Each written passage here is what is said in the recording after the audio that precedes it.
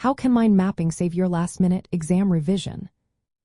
Imagine walking into your exam feeling confident because you have a clear picture of everything you need to know. That's what mind mapping can do for you during last-minute revision. When time is tight, it's easy to feel overwhelmed by the amount of material you need to review. But a mind map can help you organize all that information quickly and efficiently. It's a visual tool that starts with one main idea in the center, then branches out into related topics and subtopics.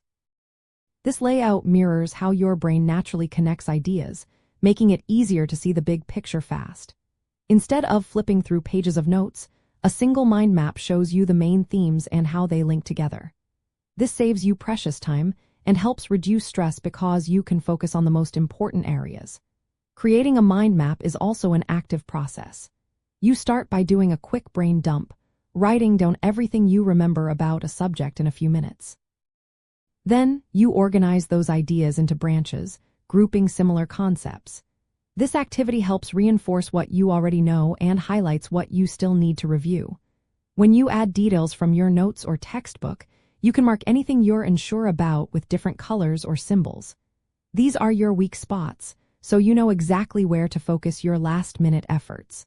Mind maps also make self-testing simple. Cover parts of the map with sticky notes and try to recall what's underneath. Repeating this process over a few days strengthens your memory and builds confidence. If you're a visual learner, mind mapping is especially helpful because it turns information into pictures and connections. Even if you prefer words, the process of organizing ideas spatially can boost your understanding.